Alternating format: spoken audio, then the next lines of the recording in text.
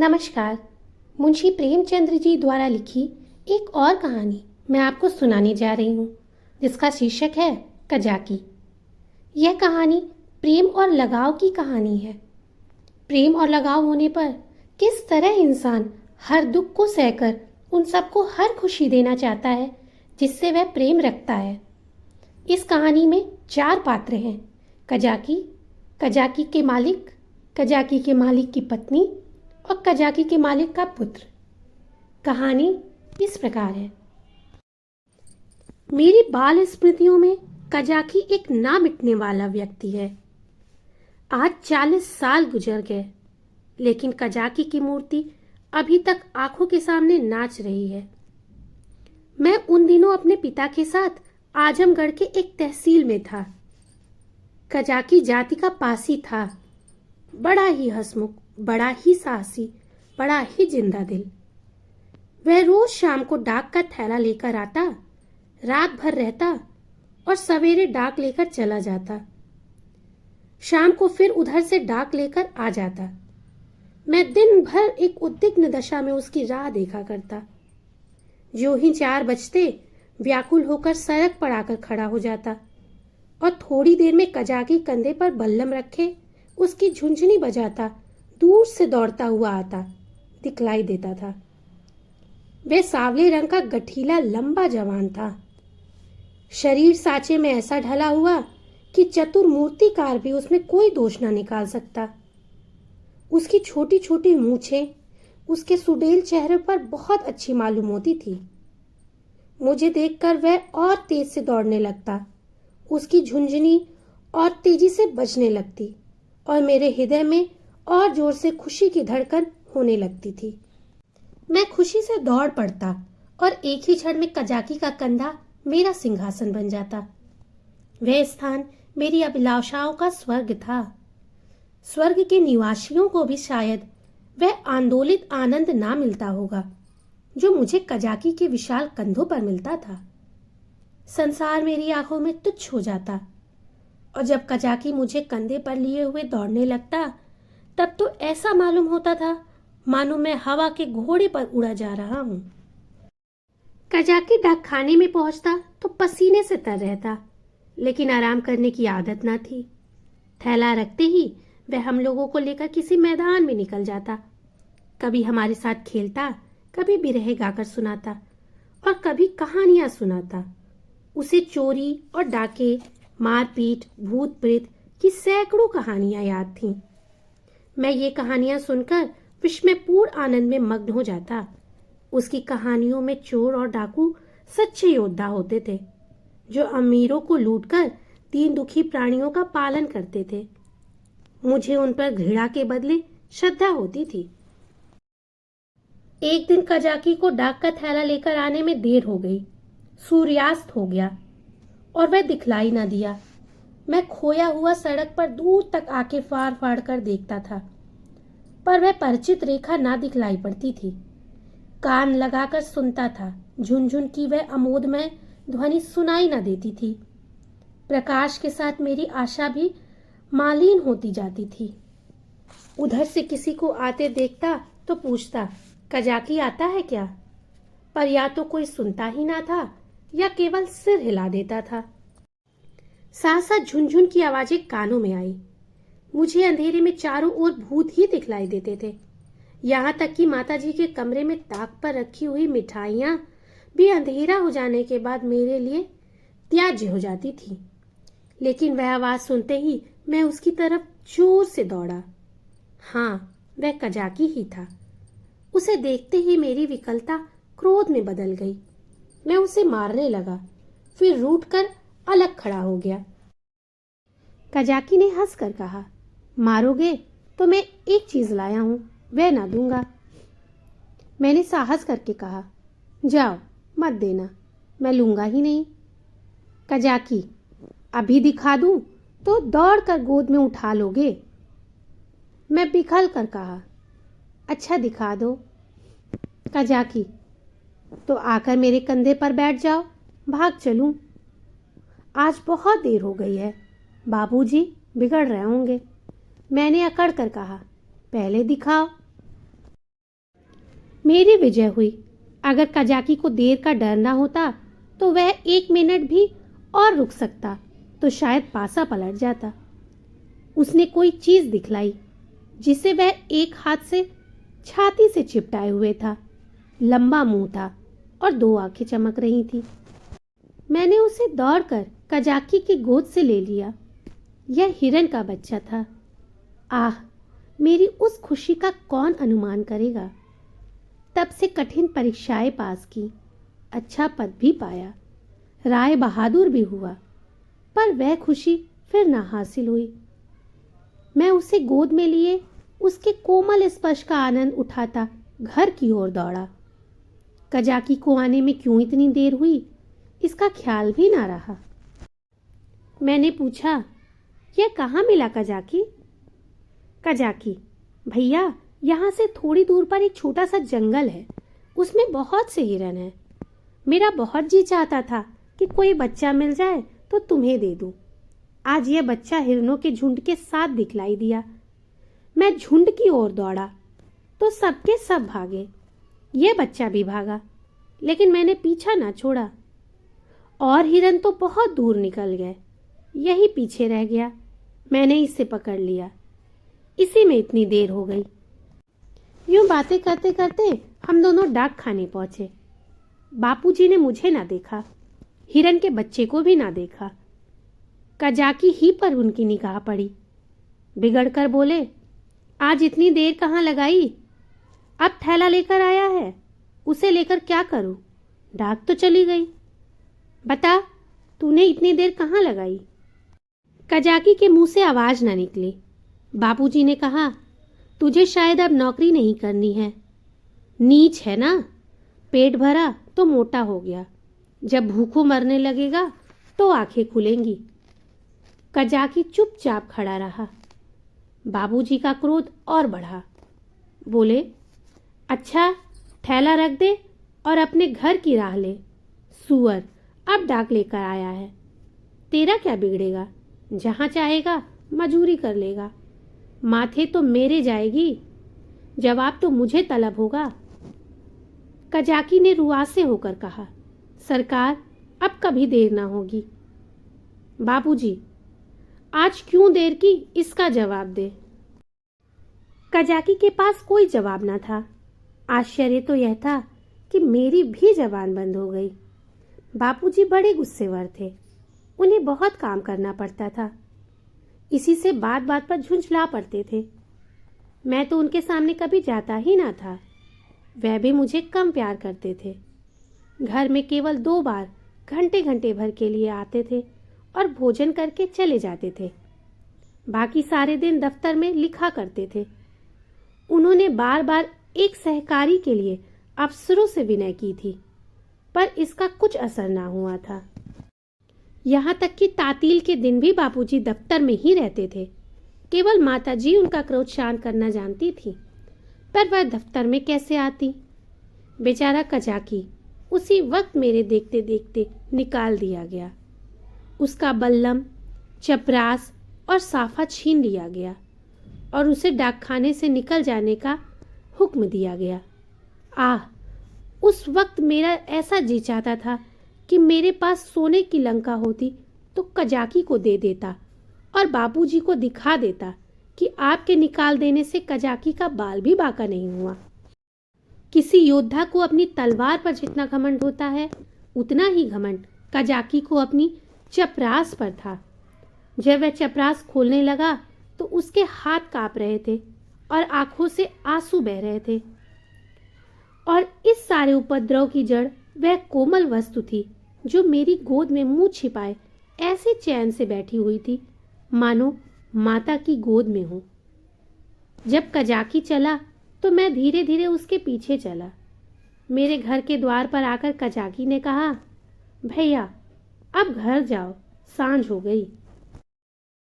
मैं चुपचाप खड़ा अपने आंसुओं के वेग को सारी शक्ति से दबा रहा था। कजाकी फिर बोला, भैया, मैं कहीं बाहर थोड़ा ही चला जाऊंगा, फिर आऊंगा और तुम्हें कंधे पर बिठाकर कुदाऊंगा। बापूजी ने नौकरी ले ली है, पर क्या इतना भी ना करने देंगे? तुमको छोड़कर मैं कहीं ना जाऊंगा भैया। जाकर अम्मा से कहो कजाकी जाता है, उसका कहा सुना माफ करे। मैं दौड़ा हुआ घर गया, लेकिन अम्मा जी से कुछ कहने के बदले बिलक बिलक कर रोने लगा। अम्मा जी रसोई से बाहर निकलकर पूछने लगी, क्या हुआ बेटा, किसने मारा? बापूजी ने कुछ कहा है? अच्छा रह तो जाओ, आज घर आते हैं तो पूछती हूँ, जब देखो मेरे लड़के को मारा करते हैं। चुप रहो बेटा, अब तुम उनके पास कभी मत जाना। मैंने बड़ी मुश्किल से आवाज संभाल कर कहा, कजाकी। अम्मा ने समझा कजाकी ने मारा है। बोली, अच्छा आने दो कजाकी को, देखो खड़े खड़े निवाला निकाल देती हूँ। हरकारा होकर मेरे राजा बेटा को मारे, आज ही तो साफा बल्लम सब छिनवाए लेती हूँ। वाह। मैंने जल्दी से कहा, नहीं, कजाकी ने नहीं मारा, बापूजी ने उसे निकाल दिया है, उसका साफा बल्लम सब छीन लिया है, चपरास भी ले ली है। अम्मा, यह तुम्हारे बापूजी ने बहुत बुरा किया, वह बेचारा अपने काम में इतना चौकस रहता है, फिर उसे क्यों निकाला? मैंने कहा, आज उसे देर हो गई थी। यह कहकर मैंने हिरन के बच्चे को गोद से उतार दिया। घर में उसके भाग जाने का भय न था। अब तक अम्मा जी की निगाह भी उस पर ना पड़ी थी। उसे फुदकते देखकर वह सहसा चौंक पड़ी और लपक कर मेरा हाथ पकड़ लिया कि कहीं यह भयंकर जीव मुझे काट ना खाए। मैं कहाँ तो फूट फूट कर रो रहा था और अम्मा जी की घबराहट देखकर खिलखिलाकर हंस पड़ा। अम्मा, अरे यह तो हिरन का बच्चा है, कहाँ मिला? मैंने हिरन के बच्चे का सारा इतिहास और उसका भीषण परिणाम आदि से अंत तक कह सुनाया। अम्मा, यह इतना तेज भागता है कि कोई दूसरा होता तो पकड़ ही ना सकता। सन सन हवा की तरह उड़ता चला जाता था। कजाकी 5-6 घंटे तक इसके पीछे दौड़ता रहा, तब कहीं जाकर बच्चा मिला। अम्मा जी, कजाकी की तरह कोई दुनिया भर में नहीं दौड़ सकता। इसी से तो देर हो गई, इसीलिए बापूजी ने बेचारे को निकाल दिया। चपरास, साफा, बल्लम सब छीन लिया। अब बेचारा क्या करेगा, भूखों मर जाएगा। अम्मा ने पूछा, कहाँ है कजाकी, जरा उसे बुला तो लाओ। मैंने कहा, बाहर तो खड़ा है, कहता था अम्मा जी से मेरा कहा सुना माफ करवा देना। अब तक अम्मा जी मेरे वृतांत को दिल लगी समझ रही थी। शायद वह समझती थी कि बापूजी ने कजाकी को डांटा होगा, लेकिन मेरा अंतिम वाक्य सुनकर संशय हुआ कि सचमुच तो कजाकी बर्खास्त नहीं कर दिया गया।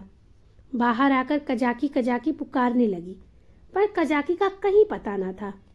मैंने बार बार पुकारा, लेकिन कजाकी वहां ना था। खाना तो मैंने खा लिया, बच्चे शौक में खाना नहीं छोड़ते, खासकर जब रबड़ी भी सामने हो। मगर बड़ी रात तक पड़े पड़े सोचता रहा।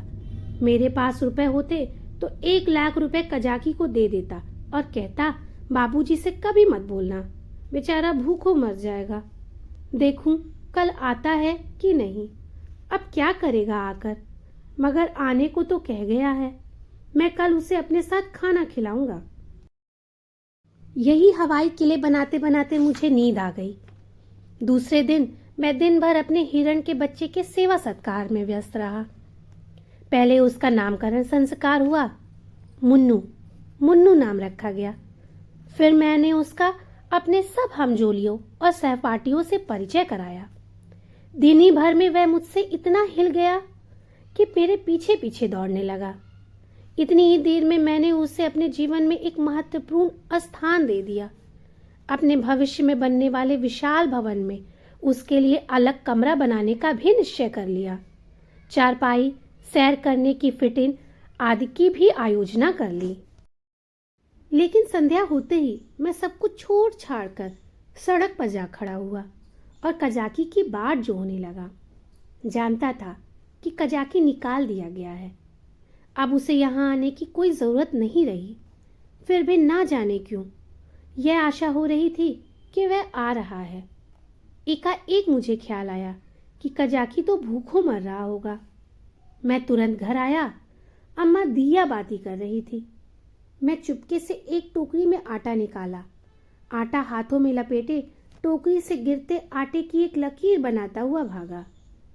जाकर सड़क पर खड़ा हुआ ही था कि कजाकी सामने से आता दिखलाई दिया। उसके पास बल्लम भी था, कमर में चपरास भी था, सिर पर साफा भी बंधा हुआ था, बल्लम में डाक का थैला भी बंधा हुआ था।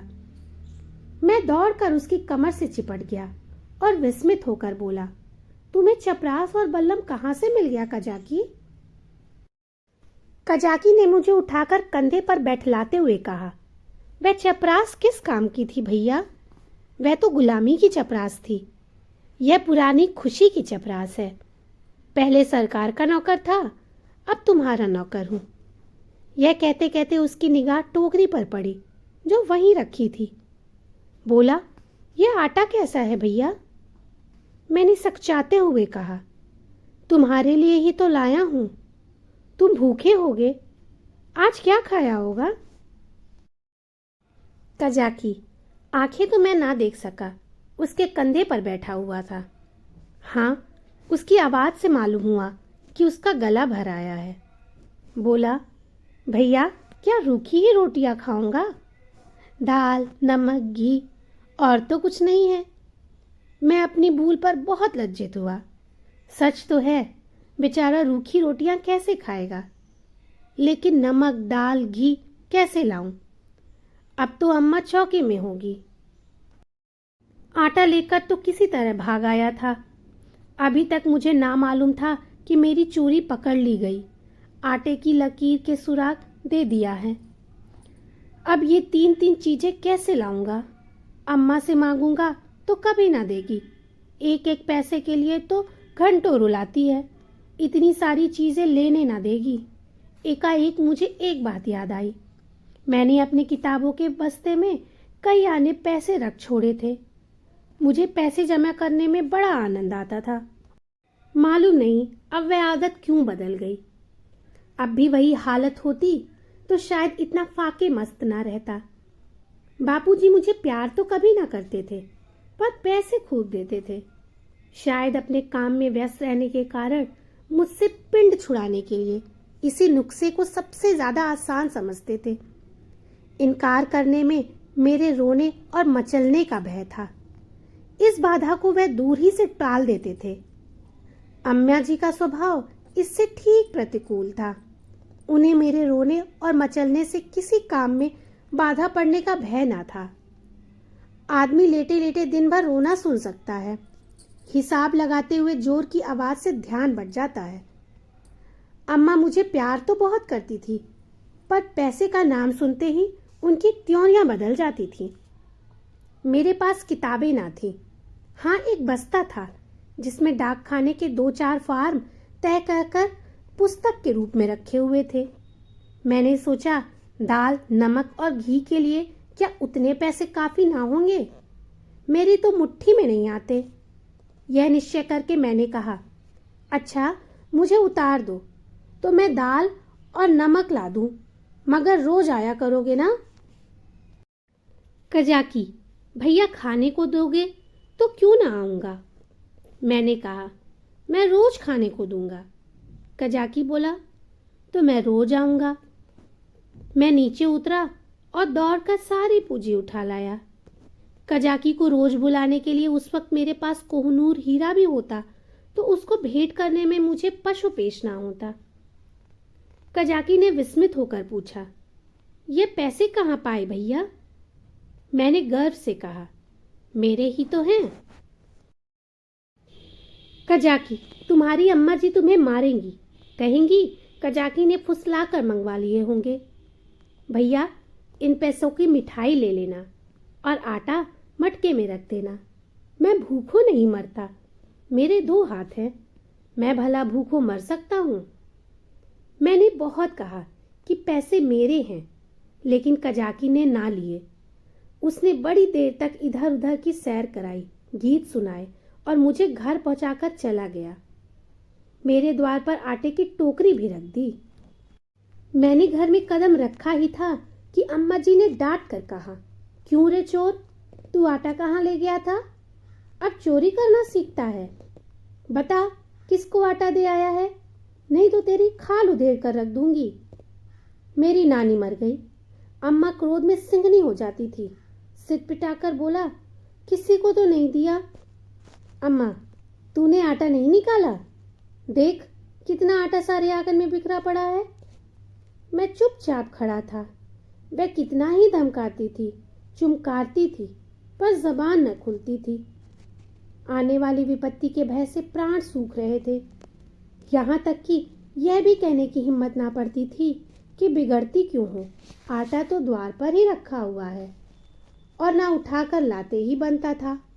मानो क्रिया शक्ति ही लुप्त हो गई थी, मानो पैरों में हिलने के सामर्थ्य ही नहीं। सहसा कजाकी ने पुकारा, बहू जी, आटा द्वार पर रखा हुआ है, भैया मुझे देने को ले गए थे। यह सुनते ही अम्मा द्वार की ओर चली गई। कजाकी से वह पर्दा ना करती थी। उन्होंने कजाकी से कोई बात की या नहीं, यह तो मैं नहीं जानता, लेकिन अम्मा जी खाली टोकरी लिए हुए घर में आई। फिर कोठरी में जाकर संदूक से कुछ निकाला और द्वार की ओर गई। मैंने देखा कि उनकी मुट्ठी बंद थी। अब मुझसे वहां खड़ा नहीं रहा गया। अम्मा जी के पीछे पीछे मैं भी भाग गया। अम्मा ने द्वार पर कई बार पुकारा, मगर कजाकी चला गया था। मैंने बड़ी धीरता से कहा, मैं जाकर खोज लाऊं अम्मा जी? अम्मा जी ने किवाड़ बंद करते हुए कहा, तुम अंधेरे में कहाँ जाओगे? अभी तो यहीं खड़ा था। मैंने कहा कि यहीं रहना, मैं आती हूँ। तब तक ना जाने कहाँ खिसक गया। बड़ा संकोची है, आटा तो लेता ही ना था। मैंने जबरदस्ती उसके अंगोछे में बांध दिया। मुझे तो बेचारे पर बड़ी दया आती है। ना जाने बेचारे के घर में कुछ खाने को है या नहीं। रुपए लाई थी कि दे दूंगी, पर ना जाने कहाँ चला गया। अब तो मुझे भी साहस हुआ। मैंने अपनी चोरी की पूरी कथा कह डाली। बच्चों के साथ समझदार बच्चे बनकर माँ बाप उन पर जितना असर डाल सकते हैं, जितनी शिक्षा दे सकते हैं, उतने बूढ़े बनकर नहीं।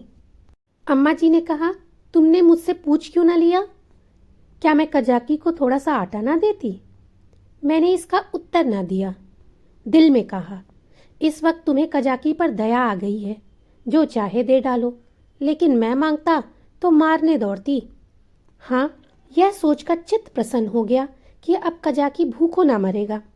अम्मा जी उसे रोज खाने को देंगी और वह रोज मुझे कंधे पर बिठाकर सैर कराएगा। दूसरे दिन मैं दिन भर मुन्नू के साथ खेलता रहा।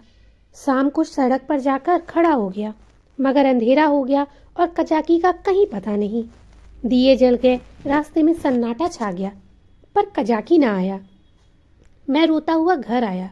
अम्मा जी ने पूछा, क्यों रोते हो बेटा, क्या कजाकी नहीं आया? मैं और जोर से रोने लगा। अम्मा जी ने मुझे छाती से लगा लिया। मुझे ऐसा मालूम हुआ कि उनका कंठ भी गदगद हो गया है। उन्होंने कहा, बेटा चुप हो जाओ, मैं कल किसी हर कार्य को भेजकर कजाकी को बुलवाऊंगी। मैं रोते रोते ही सो गया। सवेरे ज्यों ही आँख खुली, मैंने अम्मा जी से कहा, कजाकी को बुलवा दो। अम्मा ने कहा, आदमी गया है बेटा, कजाकी आता होगा। मैं खुश होकर खेलने लगा। मुझे मालूम था कि अम्मा जी जो बात कहती हैं उसे पूरा ज़रूर करती हैं। उन्होंने सवेरे ही एक हरकारी को भेज दिया था। 10 बजे जब मैं मुन्नू को लिए हुए घर आया तो मालूम हुआ कि कजाकी अपने घर पर नहीं मिला। वह रात को भी घर न गया था। उसकी स्त्री रो रही थी कि ना जाने कहाँ चले गए। उसे भय था कि वह कहीं भाग गया है। बालकों का हृदय कितना कोमल होता है, इसका अनुमान दूसरा नहीं कर सकता। उनमें अपने भाव को व्यक्त करने के लिए शब्द नहीं होते। उन्हें यह भी ज्ञात नहीं होता कि कौन सी बात उन्हें विकल कर रही है, कौन सा कांटा उनके हृदय में खटक रहा है, क्यों बार बार उन्हें रोना आता है, क्यों वे मन मारे बैठे रहते हैं, क्यों खेलने में जी नहीं लगता। मेरी भी यही दशा थी। कभी घर में आता, कभी बाहर जाता, कभी सड़क पर जा पहुंचता। आंखें कजाकी को ढूंढ रही थी। वह कहाँ चला गया? कहीं भाग तो नहीं गया? तीसरे पहर को मैं खोया हुआ सड़क पर खड़ा था। सहसा मैंने कजाकी को एक गली में देखा। हाँ, यह कजाकी ही था। मैं उसकी ओर चिल्लाया हुआ दौड़ा, पर गली में उसका पता न था। न जाने किधर गायब हो गया। मैंने गली के इस सिरे से उस सिरे तक देखा, मगर कहीं कजाकी की गंध तक ना मिली। घर जाकर मैंने अम्मा जी से यह बात कही। मुझे ऐसा जान पड़ा कि वह यह बात सुनकर बहुत चिंतित हो गई। इसके बाद 2-3 दिन तक कजाकी ना दिखलाई दिया। मैं भी अब उसे कुछ कुछ भूलने लगा। बच्चे पहले जितना प्रेम करते हैं, बाद में उतने ही निष्ठुर भी हो जाते हैं। जिस खिलौने पर प्रार देते हैं, उसी को 2-4 दिन के बाद पटक पटक कर फोड़ भी डालते हैं। 10-12 दिन और बीत गए। दोपहर का समय था। बाबूजी खाना खा रहे थे। मैं मुन्नू के पैरों में पीनस की पैजनियां बांध रहा था। एक औरत घूंघट निकाले हुए घर आई और आंगन में खड़ी हो गई। उसके कपड़े फटे हुए और मैले थे, पर गोरी सुंदर स्त्री थी। उसने मुझसे पूछा, भैया बहू जी कहाँ हैं? मैंने उसके पास जाकर उसका मुंह देखते हुए कहा, तुम कौन हो? क्या बेचती हो? औरत, कुछ बेचती नहीं हूँ, तुम्हारे लिए ये कमल गट्टे लाई हूँ। भैया तुम्हें तो कमल गट्टे बहुत अच्छे लगते हैं ना? मैंने उसके हाथों से लटकती हुई पोटली को उत्सुक नेत्रों से देखकर पूछा, कहाँ से लाई हो? देखें। औरत, तुम्हारे हरकारे ने भेजा है भैया। मैं उछल कर पूछा, कजाकी ने?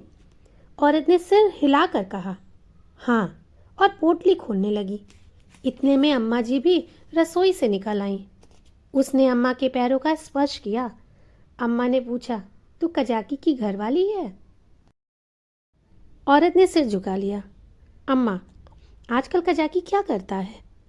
औरत ने रोकर कहा, बहू जी, जिस दिन से आपके पास से आटा लेकर गए हैं, उसी दिन से बीमार पड़े हैं। बस भैया भैया किया करते हैं। भैया में ही उनका मन बसता रहता है। चौक चौक कर भैया भैया कहते हुए द्वार की ओर दौड़ते हैं। ना जाने उन्हें क्या हो गया है बहू जी। एक दिन मुझसे कुछ कहा न सुना, घर से चल दिए और एक गली में छिपकर भैया को देखते रहे। जब भैया ने उन्हें देख लिया तो भागे। तुम्हारे पास आते हुए लजाते हैं। मैंने कहा, हाँ हाँ, मैंने उस दिन तुमसे जो कहा था अम्मा जी। अम्मा, घर में कुछ खाने पीने को है? औरत, हाँ बहू जी, तुम्हारे आशीर्वाद से खाने पीने का दुख नहीं है। आज सवेरे उठे और तालाब की ओर चले गए। बहुत कहती रही, बाहर मत जाओ, हवा लग जाएगी, मगर ना माना। मारे कमजोरी के पैर कांपने लगते हैं, मगर तालाब में घुसकर ये कमल गट्टे तोड़ लाए। तब मुझसे कहा, ले जा, भैया को दे आ, उन्हें कमल गट्टे बहुत अच्छे लगते हैं। कुशल क्षेम पूछती है ना? मैंने पोटली से कमल गट्टे निकाल लिए थे और मजे से चख रहा था। अम्मा ने बहुत आंखें दिखाई, मगर यहाँ इतनी सब्र कहाँ। अम्मा ने कहा, कह देना सब कुशल है। मैंने कहा, यह भी कह देना कि भैया ने बुलाया है। ना जाओगे तो फिर तुमसे कभी ना बोलेंगे। हाँ। बाबूजी खाना खाकर निकल आए थे। तौलिए से हाथ मुंह पोंछते हुए बोले, और यह भी कह देना कि साहब ने तुमको बहाल कर दिया है। जल्दी जाओ, नहीं तो कोई दूसरा आदमी रख लिया जाएगा। औरत ने अपना कपड़ा उठाया और चली गई। अम्मा ने बहुत पुकारा, पर वह ना रुकी। शायद अम्मा जी उसे सीधा देना चाहती थी। अम्मा ने पूछा, सचमुच बहाल हो गया? बाबूजी, और क्या, झूठे ही बुला रहा हूँ। मैंने तो 5वें दिन ही उसकी बहाली की रिपोर्ट की थी। अम्मा, यह तुमने बहुत अच्छा किया।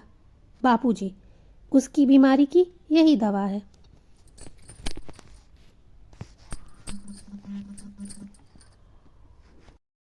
प्रातःकाल में उठा तो क्या देखता हूँ कि कजाकी लाठी टेकता हुआ चला आ रहा है। वह बहुत दुबला हो गया था। मालूम होता था बूढ़ा हो गया है। हरा भरा पेड़ सूखकर ठूठ हो गया था। मैं उसकी ओर दौड़ा और उसकी कमर से चिमट गया। कजाकी ने मेरे गाल चूमे और मुझे उठाकर कंधे पर बैठलाने की चेष्टा करने लगा, पर मैं ना उठ सका। तब वह जानवरों की भांति भूमि पर हाथों और घुटनों के बल खड़ा हो गया और मैं उसकी पीठ पर सवार होकर डाक खाने की ओर चला। मैं उस वक्त फूला ना समाता था और शायद कजाकी मुझसे भी ज़्यादा खुश था। बापूजी ने कहा, कजाकी तुम बहाल हो गए हो, अब कभी देर ना करना। कजाकी रोता हुआ बापूजी के पैरों में गिर पड़ा, मगर शायद मेरे भाग्य में दोनों सुख भोगना ना लिखा था।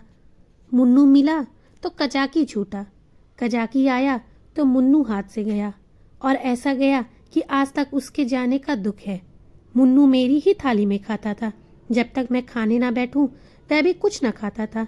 उसे भात से बहुत ही रुचि थी, लेकिन जब तक खूब घी ना पड़ा हो तो उसे संतोष ना होता था। वह मेरे ही साथ सोता था और मेरे ही साथ उठता था। सफाई तो उसे इतनी पसंद थी कि मलमूत्र त्याग करने के लिए घर से बाहर मैदान में निकल जाता था। कुत्तों से चिढ़ थी, कुत्तों को घर में घुसने ना देता था। कुत्तों को देखते ही थाली से उठ जाता और उसे दौड़कर घर से बाहर निकाल देता था। कजाकी को डाक खाने में छोड़कर जब मैं खाना खाने आया तो मुन्नू भी आ बैठा। अभी 2-4 ही कौर खाए थे कि एक बड़ा सा झबरा कुत्ता आंगन में दिखाई दिया। मुन्नू उसे देखते ही दौड़ा। दूसरे घर में जाकर कुत्ता चूहा हो जाता है। झबरा कुत्ता उसे आते देखकर भागा। मुन्नू को अब लौट आना चाहिए था, मगर वह कुत्ता उसके लिए यमराज का दूत था। मुन्नू को उसे घर से निकालकर भी संतोष ना हुआ। वह उसे घर के बाहर मैदान में दौड़ाने लगा। मुन्नू को शायद ख्याल न रहा कि यह मेरी अमलदारी नहीं है। वह उस क्षेत्र में पहुंच गया था जहां जबरे का भी उतना ही अधिकार था जितना मुन्नू का। मुन्नू कुत्तों को भगाते भगाते कदाचित अपने बाहुबल पर घमंड करने लगा था। वह यह ना समझता था कि घर में उसकी पीठ पर घर के स्वामी का भय काम किया करता है। झबरे ने इस मैदान में आते ही उलटकर मुन्नू की गर्दन दबा ली। बेचारे मुन्नू के मुंह से आवाज तक ना निकली। जब पड़ोसियों ने शोर मचाया तो मैं दौड़ा, देखा तो मुन्नू मरा पड़ा है और झबरे का